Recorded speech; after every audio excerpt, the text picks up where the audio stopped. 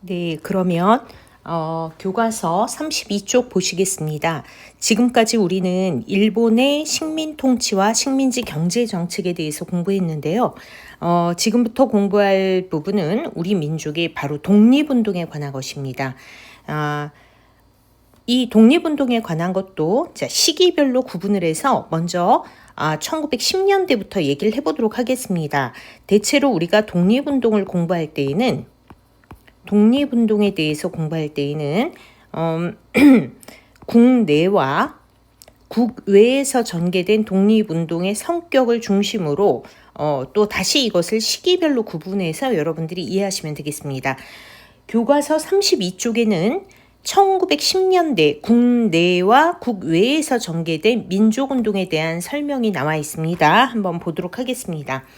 자, 먼저 국내에서 전개된 독립운동의 제일 중요한 특징은 바로 여기 제목에 나와 있는 것처럼 비밀결사의 조직을 통한 독립운동이라고 볼 수 있을 텐데요. 그건 무엇보다도 1910년대의 식민통치 방식이 바로 무단통치였기 때문에 무단통치는 여러분도 알다시피 언론, 출판, 집회, 결사, 단체를 만들 자유가 없죠. 그래서 몰래 하는 것입니다. 몰래 단체가 조직된다. 대표적인 조직으로 두 가지를 기억해 두시면 되겠습니다.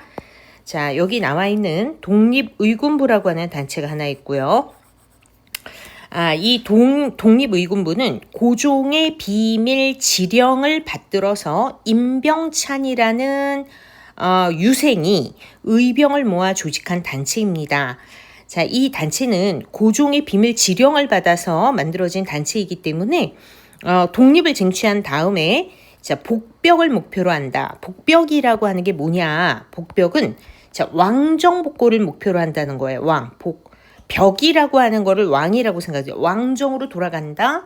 그러니까 이 조선의 왕조를 다시 되살린다. 이걸 목표로 전국적인 의병 봉기를 준비했습니다. 자, 대표적인 활동 내용으로는 뭐가 있냐? 조선 총독과 일본 총리 등에게 국권 반환 요구서를 보내려고 했다. 예전에는 보냈다 이렇게 나왔었는데 보내려고 했지만 조직이 발각돼서 해체되었다.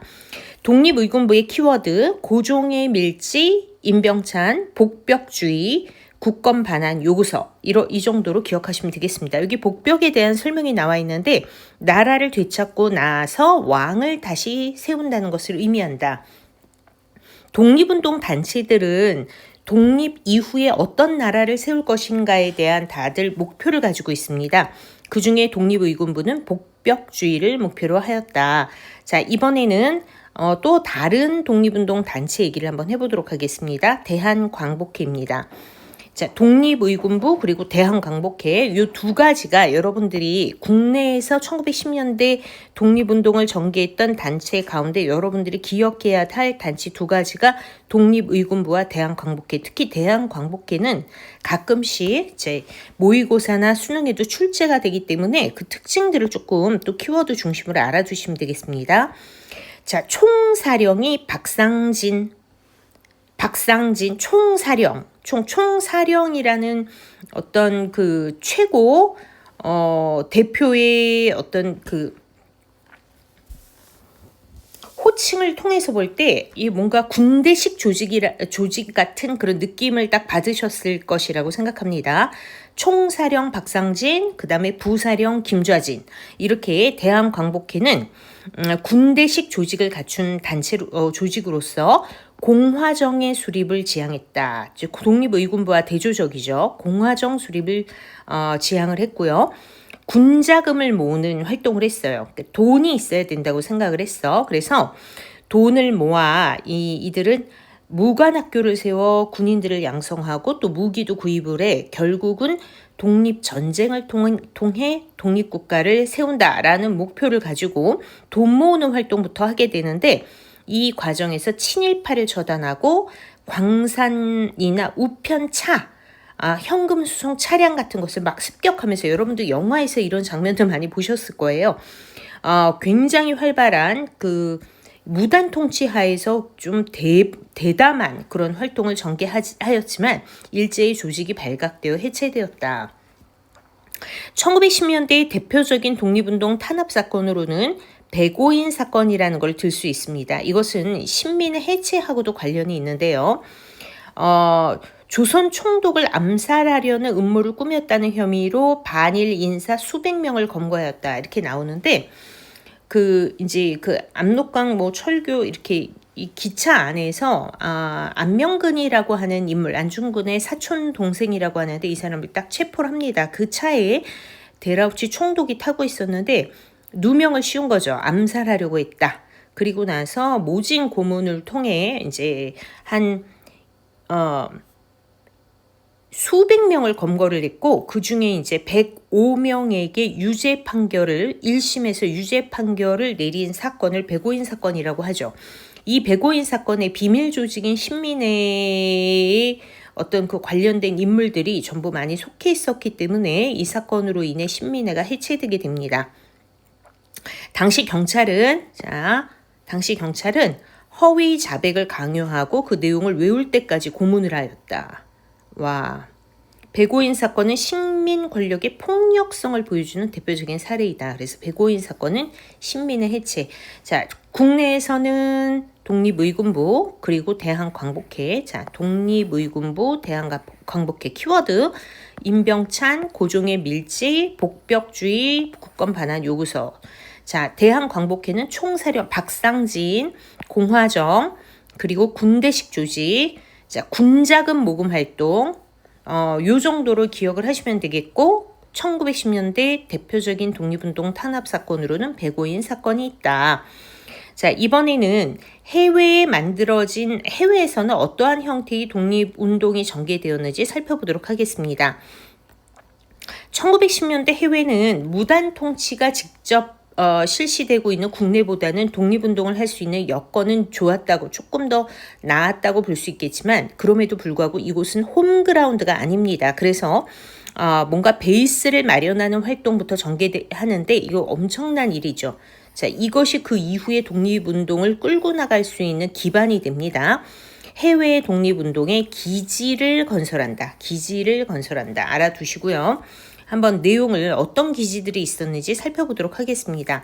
자, 여기 여러분들이 오른쪽 33쪽에 보면 지도가 나와 있는데 여기 이제 대표적인 기지들이 나와 있죠. 자, 한번 보겠습니다. 여기 압록강 북쪽에는 자, 보세요. 압록강 북쪽에 여기 남만주 혹은 서간도라고 부릅니다. 남만주, 서간도. 그다음에 여기 백두산 일대 북간도. 자, 북간도가 있고요. 그 다음에 여기 연해주 블라디보스톡, 자, 연해주, 남만주, 북간도, 연해주, 그리고 이쪽에 상하이가 있고요. 태평양에 하와이도 있습니다. 그래서 남만주는 서간도야, 같은 거야. 남만주, 북간도, 연해주, 하와이, 그리고 상하이. 이렇게 여러분들이 기억하시면 되겠고요. 순서대로 설명을 한번 읽어보도록 하겠습니다. 다시 32쪽으로 돌아오셔서요. 자, 국권피탈을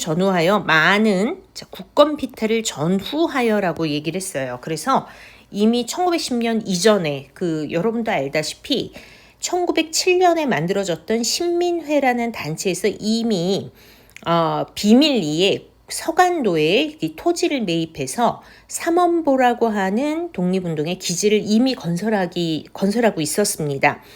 민족 지도자가 만주나 연해주, 자, 압록강 두만강을 건너 만주, 연해주 등지로 이주를 해 독립운동의 기지를 세우고 거기에다 학교를 세워 민족 교육을 실시하였다. 기지라는 거는 뭐냐면 마을, 우리나라 사람들이 사는 그런 마을을 탄탄히 만드는 거죠. 그리고 거기에 학교를 세워 민족 교육을 시켰어요. 그 중에서도 첫 번째 이회영, 이상용, 김동삼 등 신민의 회원들 그리고 안동 출신의 인사들이 서간도에 만든 마을의 이름이 삼원보, 서간도에는 삼원보 독립운동의 기지를 세우고요. 거기에 이제 우리 민족을 이끌어줄 기관이 만들어지게 되는데 그 기관의 이름이 경학사라고 합니다. 경학사. 여기에는 학교인 신흥강습소가 세워지게 되는데 이 후에 이 신흥강습소가 신흥무관학교로 명칭이 개편이 되고요.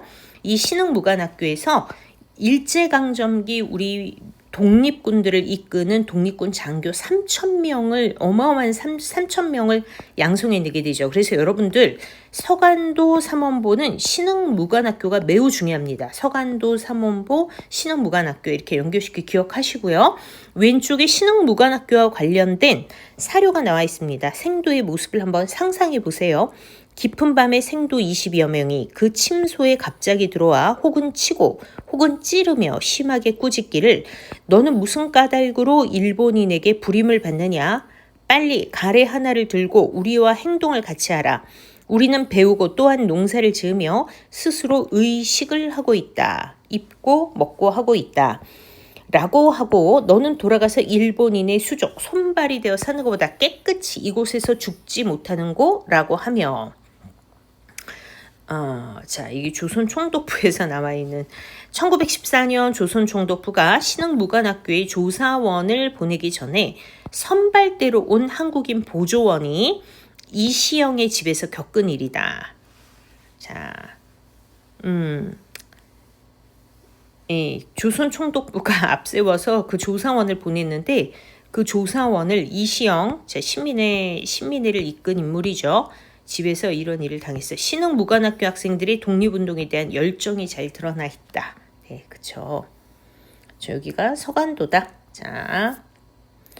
자, 이번에는 북간도인데요. 북간도는 백두산을 생각하셔야 돼요. 그리고 이 북간도는 특히 무장투쟁의 중심지가 되었던 곳이다. 여러분들 봉오동 전투, 청산리 대처 모두 북간도에서 이루어지게 되죠. 여기 북간도. 자, 그 윤동주 시인이 성장한 곳. 민족교육을 받은 곳이 바로 북간도입니다. 용정촌, 명동촌 마을 이름입니다. 아까는 삼원보, 여기 용정촌, 명동촌 한국인 마을이 형성되었고요. 여기에 한국인들을 이끄는 조직의 이름은 간민회, 북간도는 간민회. 한인사회의 경제적 안정과 자치를 도모하였고 학교가 2개가 있었는데 이상설이 세운 서전서숙 그리고 김야견이 세운 명동학교, 서전서숙, 명동학교 여기에서 민족교육을 실시했다. 자, 서일 사람 이름이에요. 대종교 신도 중 일부가 이 북간도에 중광단이라고 하는 무장 독립군 부대를 만드는데 이것이 후에 북로군정서 청산리 대첩의 주력 부대인 북로군정서로 발전을 하게 됩니다. 그래서 북간도 하면 키워드, 자, 용정촌, 명동촌, 간민회, 서전서숙, 명동학교, 그리고 중광단, 북로군정서군, 봉오동 전투, 청산리 대첩 이런 것들이 모두 북간도이다. 위치는 백두산 일대 여기이다. 다음은 세 번째 연해주입니다. 연해주는 여러분 러시아 땅인 거 잘 알고 계시죠? 자, 여기 연해주 이렇게 연해주가 있고요. 그 중에서도 특히 여기 블라디보스톡이라고 하는 곳이 그 근거지였습니다. 최재형 홍범도. 자, 홍범도는 봉오동 전투를 이끌었던 홍범도죠. 블라디보스톡에 있었던 마을 이름 신한촌, 새로운 한국말 신한촌. 우리 민족을 이끌었던 단체 이름 권업회. 1914년에 이상설, 이동휘를 정부통령으로 하는 대한광복군 정부가 수립된다. 권업회가 대한광복군 정부로 1차 발전을 했다가 일제가 러시아에 요구를 해서 러시아가 이 대한광복군 정부를 강제 해산시켰고요. 자, 러시아 혁명 이후에 이동휘를 중심으로 이동휘는 대표적인 이제 공산주의, 사회주의자입니다. 사회주의 정당인 한인사회당의 연해주에 만들어지게 된다. 자, 여기 처음에는 권업회지만 보세요, 여러분. 이 권업회가 대한광복군 정부로 1차 발전을 했다가 후에 3.1운동을 계기로 이것은 다시 대한국민의회로 발전을 하게 됩니다. 대한국민의회. 네 번째, 미주 지역. 하와이를 포함한 미국 본토가 되겠는데요. 미주 지역. 장인환 전명훈 기억나십니까? 1차 한일 협약 때 우리나라에 외교 고문으로 들어왔던 스티븐스를 암살했던 인물이죠. 그걸 장인환 전명훈 의거라고 하는데 이 샌프란시스코에서 있었던 일이에요. 그래서 이 사건을 계기로 한인 단체들이 통합되게 되고 대한인 국민회, 자, 기억해 두세요. 대한인국민회, 약간 대한국민의회, 대한국민의회, 여긴 대한인국민회, 하와이 이렇게 기억하세요. 하와이에서는 박용만이라는 사람이 대조선국민군단을 조직하여 독립군 양성을 위해 노력하였다.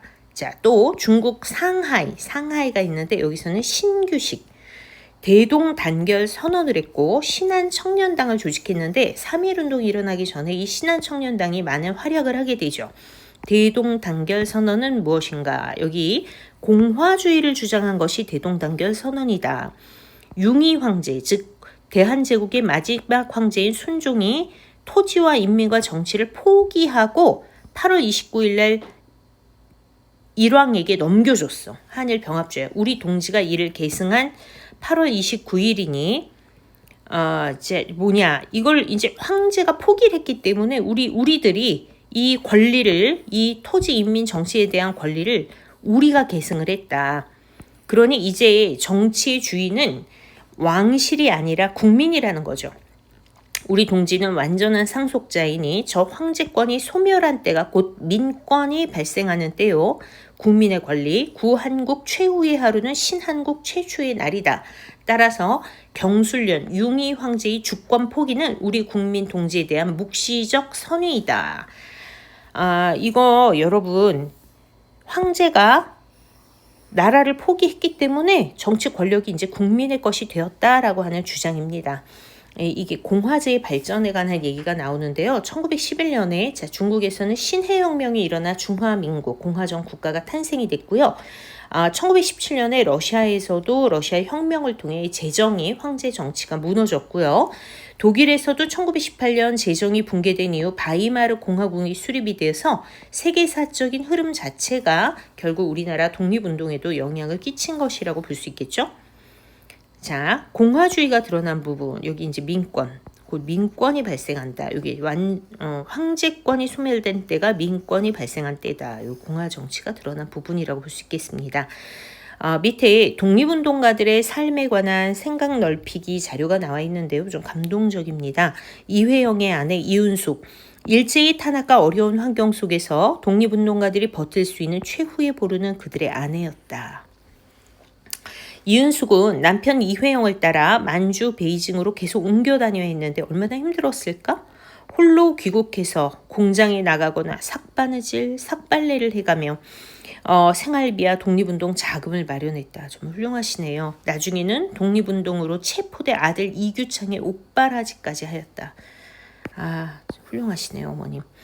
자, 김동삼의 아내 박순부, 30세의 나이로 고향에서 남편과 갈라진 시어머님은 이제 며느리가 시어머니인 박순부를 회고하는 글이야.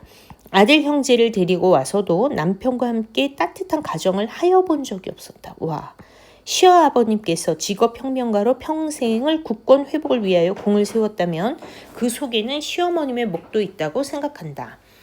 김동삼의 며느리 이해동의 회고. 김동삼 씨, 이해동 씨. 이해동의 만주 망명 생활은 시삼촌 김동만이 간도 참변 때 피살당한 일과 그로 인한 시숙모의 정신병, 시아버지와 아버지의 옥고 등 고난의 연속이었다. 특히 시아버지는 평생 단 3번만 만날 수 있었고 본인 또한 77년 만에 고국에 돌아올 수 있었다. 정말 힘든 독립운동을 하셨네요. 다시 한번 정리를 하면 1910년대 국내에서는 항일 비밀결사, 국외에서는 해외 국외 독립운동의 기지 건설, 상하이, 남만주, 북간도, 연희주, 하와이 이런 지역에 독립군의 기지가 건설이 된다. 여기까지 마치겠습니다. 수고 많으셨습니다. 참 10회독 잊지 마세요.